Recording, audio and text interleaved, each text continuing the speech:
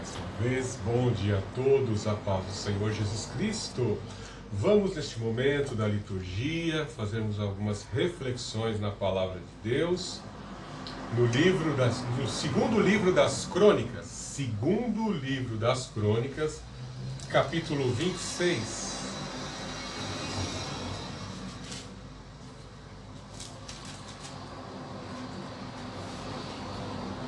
Capítulo 26 do segundo livro das Crônicas, assim nos diz: Todo o povo de Judá proclamou rei a Uzias, que tinha 16 anos, em lugar de seu pai Amazias. Ele reconstruiu Elate para Judá e a reconstruiu depois que o rei havia descansado com seus pais. Uzias tinha 16 anos quando começou a reinar, e reinou 52 anos em Jerusalém. Sua mãe se chamava Jecolias de Jerusalém. Vai ao verso 7. Porque Deus o ajudou contra os filisteus, contra os árabes que habitavam em Gurbaal e contra os meunitas. No verso 26:8. Os amonitas pagaram tributo a Uzias, e a sua fama se espalhou até a fronteira do Egito, pois ele se tornou muito poderoso. Vai ao verso 15. Em Jerusalém fez máquinas criadas por especialistas para que fossem colocadas nas torres e nos cantos das muralhas, a fim de atirarem flechas e grandes pedras com elas. Sua fama foi muito longe, porque foi maravilhosamente ajudado até que se tornou poderoso.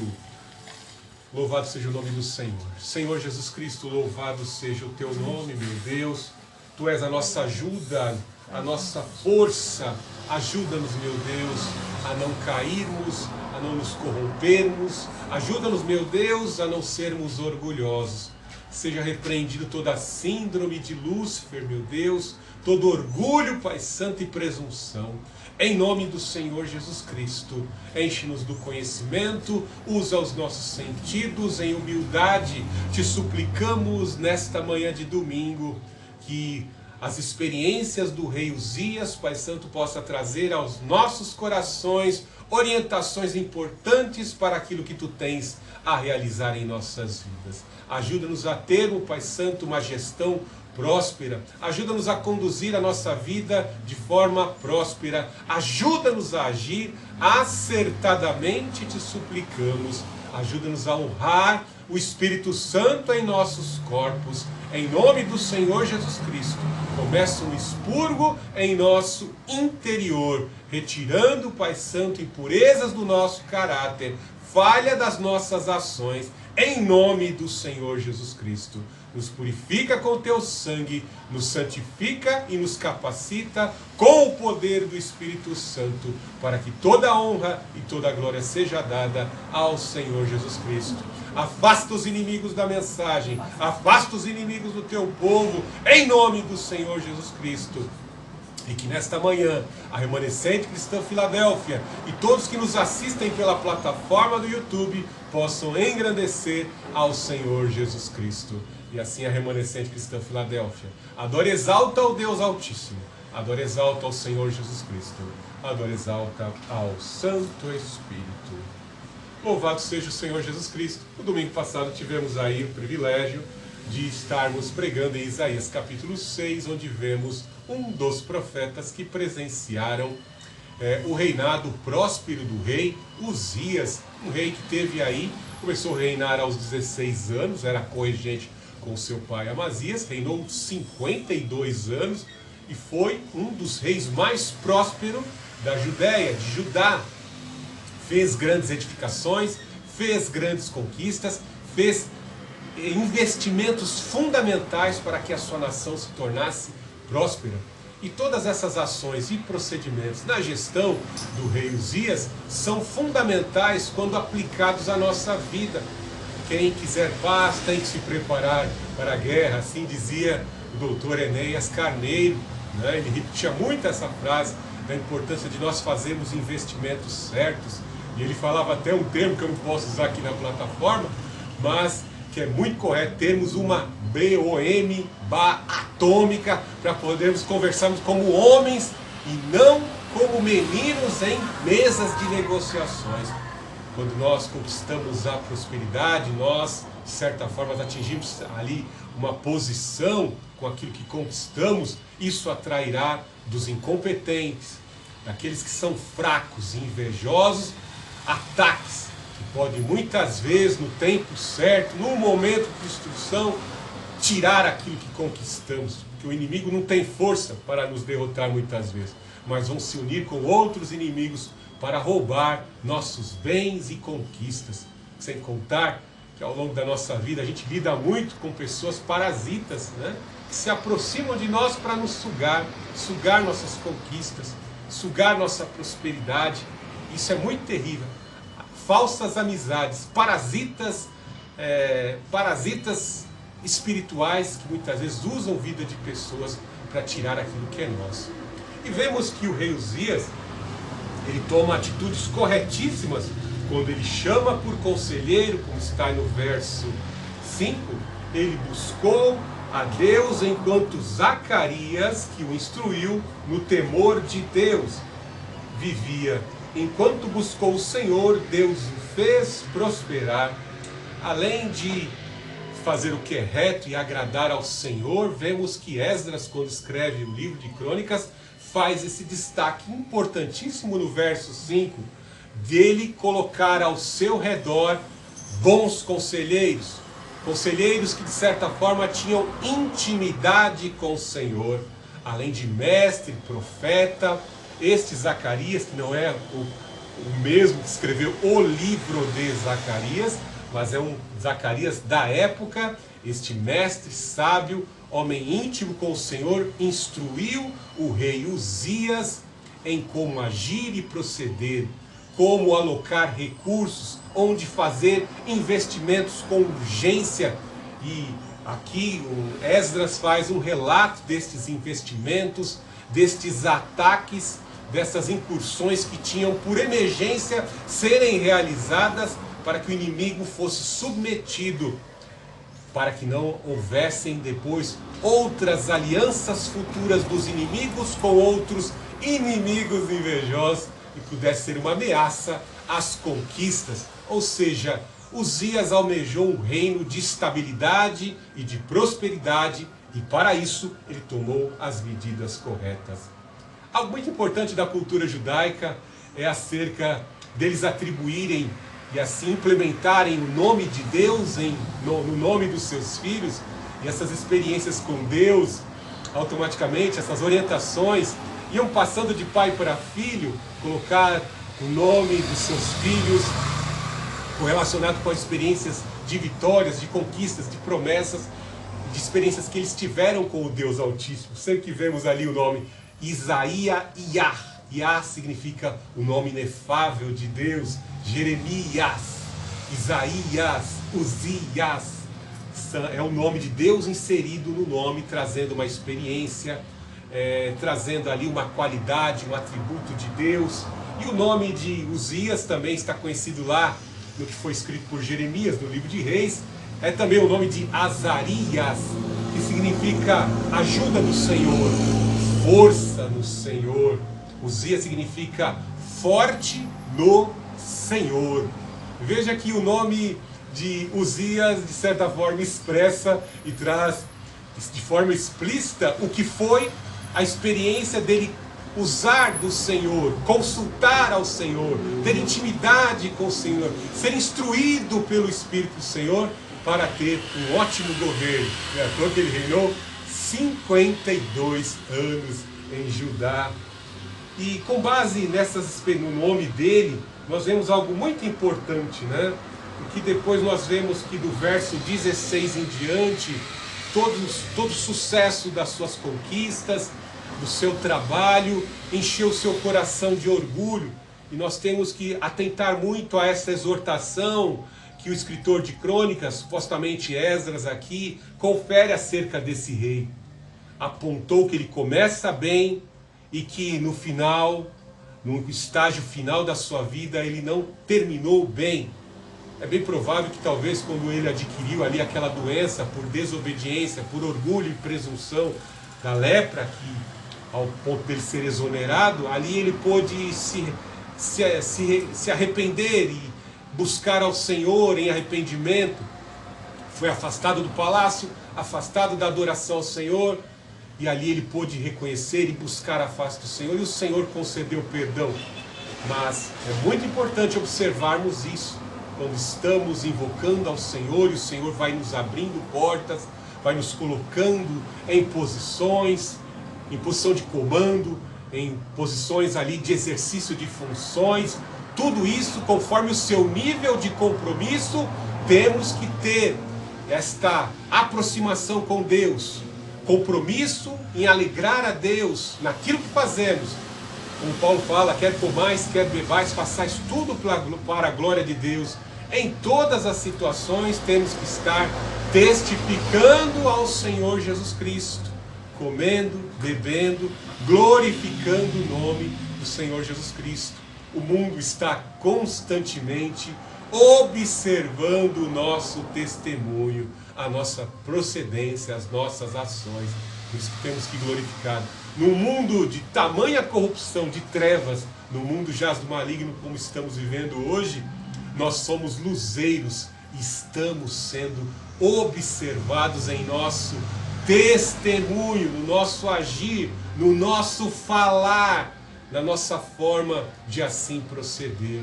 Louvado seja o Senhor Jesus Cristo. Veja nas procedências de Uzias, ele teve como prioridade ali deter os supostos inimigos, ou melhor dizendo, os inimigos que já haviam sido selecionados. Eram inimigos perigosíssimos, que poderiam, pela sua indústria manufatureira de guerra, apresentar uma forte ameaça. Os filisteus possuíam 5 cidades-estados que se reuniam em períodos de guerra, e as suas cidades eram fortificadas. Eles tinham uma indústria bélica fortíssima na época. Mas veja que o rei Uzias buscou no Senhor e o Senhor o fez prosperar. Ele atacou as principais cidades aí dos filisteus no verso 6. A cidade de Gate, a cidade de Asdod, e derrubou as suas fortificações. Com as tecnologias de guerra, com certeza, que estão aí citadas no verso 15, ele derrubou as muralhas e derrotou os filisteus como seu tetravô Davi. Derrotou os inimigos, os temíveis filisteus, porque o Senhor estava com ele. É muito importante atacarmos com sabedoria, porque nós não vamos sair com armas aí atacando as pessoas. Temos que ter consciência de que estamos numa batalha cultural, e que existe uma batalha invisível aos nossos olhos, que é a batalha espiritual. A batalha espiritual se torna visível no plano cultural quando vemos as abominações, os pecados que os agentes das trevas praticam, os que expõem pelo seu corpo, o que expõem pelos seus sentidos, pelo que falam, assim como procedem. Eles vão demonstrando que são inimigos.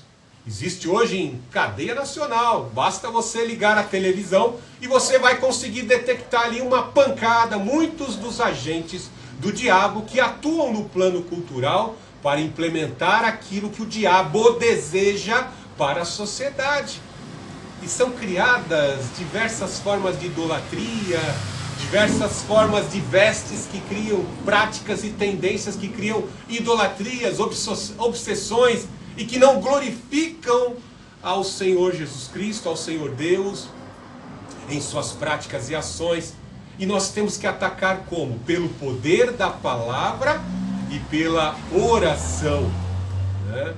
Respondei com mansidão e temor a razão de viver que há em vós.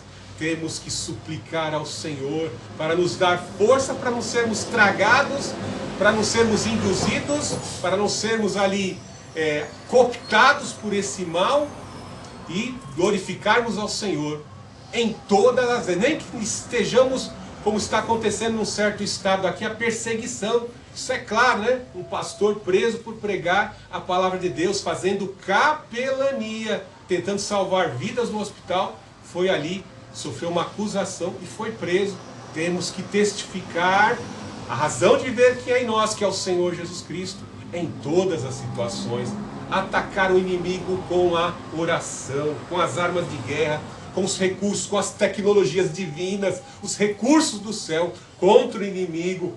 E aí veja que ele também vai avançar na aquisição de terras do inimigo.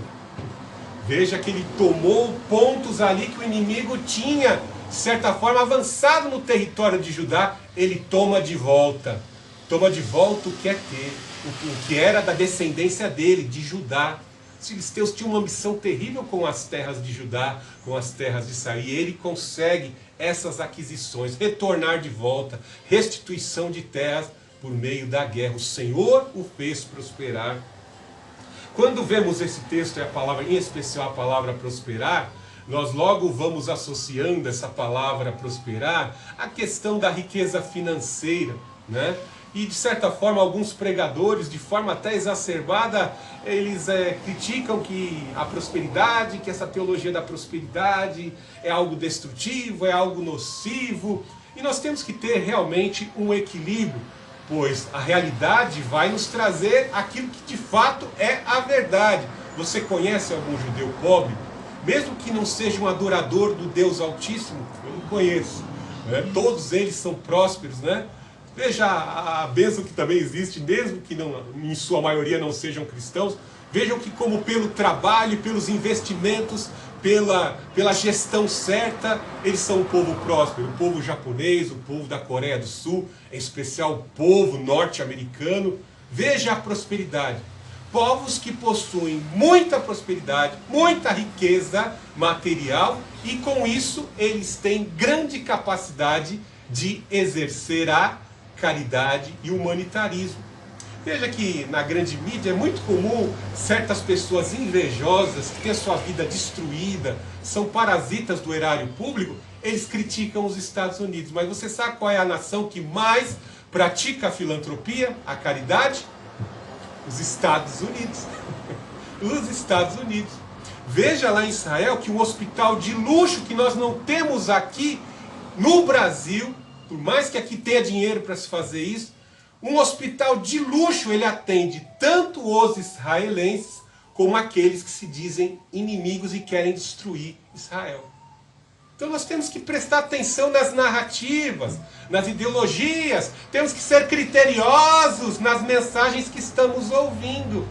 Porque o nosso Deus valoriza o mérito, nosso Deus valoriza a beleza e Ele faz as coisas perfeitas. Quando Ele criou as coisas, criou tudo perfeitamente. Veja a beleza da natureza. Está chegando uma época do ano aqui, o outono, e eu tenho visto aqui árvores lindíssimas, né? Olha a criação, a sabedoria de Deus, a beleza e o mérito. Não venha falar que nosso Deus quer todo mundo, quer o seu povo na miséria. Isso é uma mentira terrível, né? Quando a igreja em Jerusalém se formou ali depois do Pentecostes, alguns deixaram de trabalhar, o povo ficou na miséria. Miséria ao ponto de termos a igreja sede de Jerusalém passando fome. A igreja que recebeu a bênção do Pentecostes na miséria com fome. Por quê? Porque aderiu a essas mensagens aí, né? Que hoje é difundida aí de justiça social, de pobreza, pobreza engrandece. Vai para lá! Tanto é que o apóstolo Paulo teve que juntar donativos dentre as igrejas gentílicas para levar alimento para a igreja de Judá, da Judéia. Tenha santa paciência.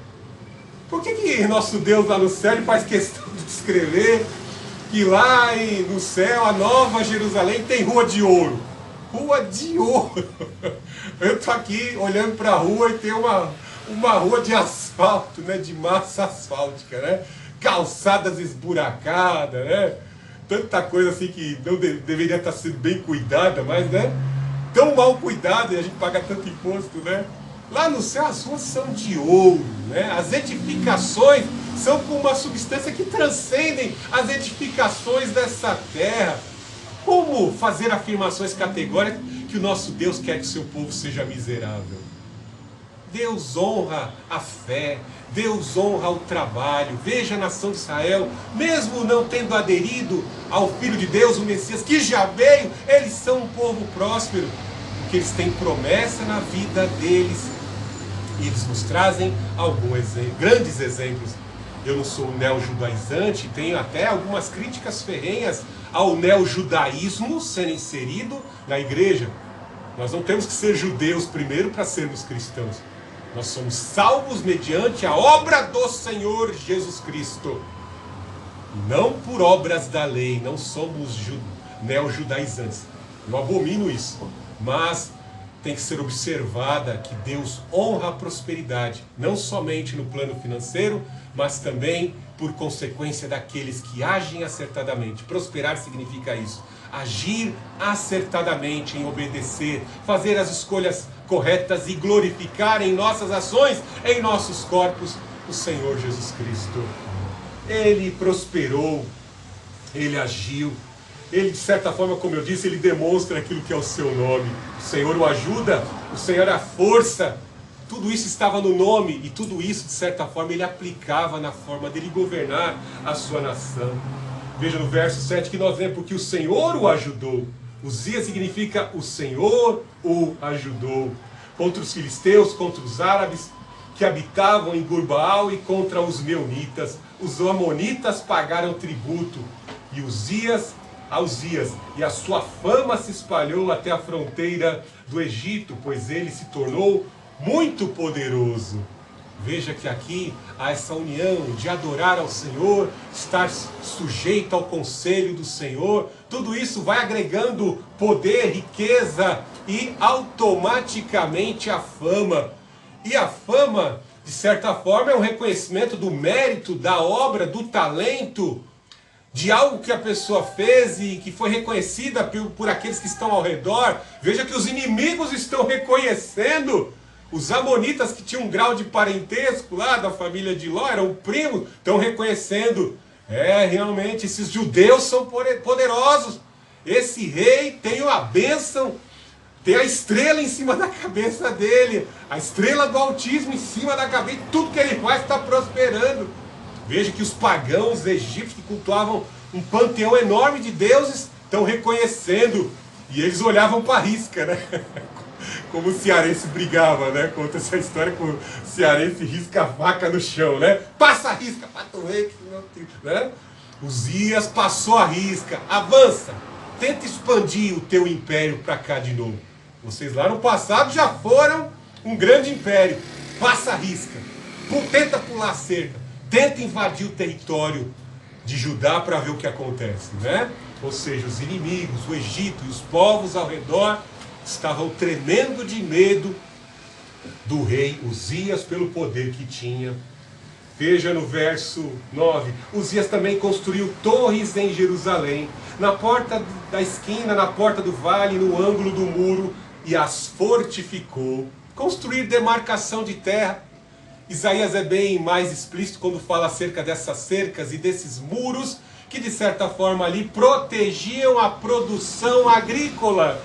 E aqui falam que ele gostava muito da agricultura. No verso 10, ele construía tanto esses muros para proteger os rebanhos, muros para proteger as vinhas, o produto da agricultura, e ele construía torres. E ele colocava sobre essas torres, além de sentinelas, que recebiam um grande investimento de armaduras, lanças, espadas, como também armas de guerra, catapultas, lançador de setas, de flechas, se houvesse ameaça de alguém tentando roubar a produtividade, a riqueza de Judá. Então foram investimentos perfeitos, quando que nós muitas vezes, né, estamos crescendo, estamos adquirindo posse, e às vezes você não valoriza a posse, a conquista, orou, clamou, chamou, chorou diante de Deus, eu quero. E aí quando você recebe, você não valoriza, né? Aquela velha frase, só valorizamos quando perdemos, né? Começa a reclamar muito, começa a viver uma vida, né, de perplexidade, tá faltando isso, hoje eu estou desgostoso, nem valorizo isso aqui que eu conquistei. Não valoriza o marido, não valoriza o carro, não valoriza a posse. Já falei que nós não temos que ser obcecados pelo dinheiro, mas temos que exercer boa mordomia. Uzias sabia que através de uma boa produtividade agrícola, cuidando bem do gado, o povo teria alimento. Fazendo a adoração correta, servindo a Deus. Deus prometeu, se eu obedecer à lei e os seus estatutos, Deus vai abençoar a lavoura, Deus vai abençoar o gado, Deus vai prometer paz e estabilidade. Olha como ele sabia. Construiu torre, porque o vizinho que cultua os outros deuses está lá do lado olhando. Por trás daquele muro ali tem uma plantação boa. As espigas de milho dele crescem mais que as minhas. O gado dele é mais forte. Não foi assim no Egito? Os especialistas do Egito olharam e falaram: opa, ô faraó, toma cuidado. Olha a estatura dos hebreus, meu. Olha, essas mulheres estão dando filhos fortes, meu. Um povo forte, e esse povo está das principais cidades férteis do Egito. Se eles resolverem se rebelar aqui, nós estamos perdidos. Eles estão desarmados, mas são um povo em potencial que pode destruir o Egito. Então Uzias está atento a isso, as ameaças, povos inimigos, invejosos que ali estão de olho na agricultura. E é interessante que ele tinha um pouco do avô dele, né? No verso 10 aí fala: tinha lavradores e vinhateiros nos montes e nos campos férteis, pois gostava de agricultura. O avô dele, Salomão, também gostava de agricultura. Estudou ali a botânica, estudou a ciência das plantações, né? E ele investia nisso, ele gostava, né? Com certeza, ele ali acompanhado da sua comitiva, fazia vistoria aos campos, e ele era amado pelos seus súditos, né? Eu fico imaginando essa cena. Deve ser tão lindíssima quanto a cena do príncipe Boaz quando chegava, em época de crise, ali chegava nas lavouras.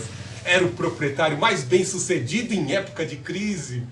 E todos abençoavam Boaz, né? E todo o povo ali abençoava o rei Uzias. E uma coisa interessante, né? Quando a cidade está bem protegida, bem guarnecida, o povo se sente à vontade para produzir. E quando você se sente à vontade para produzir, você enriquece com a bênção do Senhor. Ambiente de paz para prosperar. Uzias sabia isso. E ele fez o povo prosperar. Veja no verso 11, Uzias tinha um exército de homens hábeis na guerra, organizado em tropas conforme a numeração registrada pelo escrivão Jeiel e oficial Maazéias, sob as ordens de Ananias, um dos chefes do rei. Ele tinha, em resumo, 2.600 chefes de guerra para comandar tropas espalhadas em todos os reinos, para controlar essas fortificações, as guarnições, as torres de vigia. Ou seja, criou um ambiente de segurança para que todos pudessem lucrar, prosperar e glorificar ao Senhor. E aí nós vemos um aspecto que talvez seja um tanto que perigoso para as nossas vidas, porque nós não podemos tangenciar o nosso Deus. Nós sabemos que o nosso Deus é o El Shaddai, o Todo-Poderoso. Eu não sei qual o potencial da força do braço, Deus é Espírito, né? Mas eu não sei a força do braço direito de Deus. Imagina se Deus se levanta do seu trono e resolve destruir a criação. Sai de baixo, né? O dilúvio que o diga, o juízo de Deus no dilúvio que o diga pelas Escrituras. É muito forte o nosso Deus. Mas os homens costumam às vezes tangenciar a sua força pelos soldados. E veja que ele faz um investimento no verso 14. Ele tinha um exército de 307.500 homens, todos bem armados e preparados para a guerra, disciplinados na arte de usar as armas, espadas, escudos, para atacar, para se defender, escudos, lanças, capacetes, couraças, arcos, fundas, utilizavam-se fundas para atirar pedras, eles tinham a habilidade de atirar funda, eram guerreiros hábeis, e isso vai trazendo, de certa forma, muito conforto, né? O pastor da Presbiteriana Rival Dias é que ele fala, né? Quando o pastor ali se senta, a ovelha dorme, né? Quando o pastor dorme, bicho, as ovelhas caem em sono profundo, né? E é terrível uma situação como essa, quando o povo consegue observar ali que a cidade está protegida, existem pessoas bem remuneradas para estarem protegendo as conquistas, e as pessoas param até de buscar a Deus. Ah, não precisamos até de Deus, porque tem soldado ali protegendo as nossas plantações, nossas fontes de renda, e as pessoas caem, de certa forma, num conformismo com a prosperidade. A preguiça e a letargia espiritual vão fazendo parte do caráter das pessoas. Era o que se tornou a Europa hoje. A Europa prosperou desde a Reforma Protestante, porque houve influência do cristianismo nas estruturas, nas instituições da Europa, das nações europeias. E quando a Europa apostatou e abandonou o cristianismo, automaticamente a religião maligna foi encontrando um vácuo para construir as suas torres verdinhas. E agora eles têm um problemão, estão passando uma situação semelhante como a do povo dos juízes. Tem que aprender a clamar ao Senhor, invocar o seu nome e o seu poder para serem salvos. É a presunção que surge por confiar na força do seu poder. O homem segundo o coração de Deus, Davi, também viveu algo semelhante. Quando ali ordena Joabe, o general Joabe, para fazer o recenseamento. E o que aconteceu? Encheu-se de orgulho, presunção, acreditou que estava no poder da maior nação daquela região, e que ele poderia expandir os seus impérios graças às suas estratégias de guerra, ao exército que ele tinha disponível para implementar esse avanço imperialista. E o Senhor o quebrou, e o Senhor puniu com a peste, até que ele se arrepende, e ali na sua penitência, na sua adoração no Monte Moriá, ele perdoa Davi, cessa a praga, cessa a peste, e ordena que ali futuramente seria construído o templo de Salomão. Veja algo interessante no verso 15. Em Jerusalém fez máquinas criadas por especialistas, para que fossem colocadas nas torres e nos cantos das muralhas, a fim de se atirassem pedras e grandes pedras contra flechas e grandes pedras contra elas. E sua fama foi muito longe, porque foi maravilhosamente ajudado, até que se tornou poderoso. Veja, se tornou poderoso e a fama, né? O coração do rei estava sendo contaminado pelos seus feitos, pelo orgulho e a presunção dos seus feitos. Se eu sou o rei mais poderoso e temido, só me falta uma área, né? Às vezes são os comichões que ouvimos, né?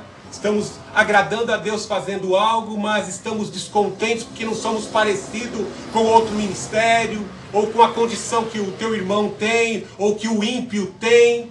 E esse incômodo mental, essa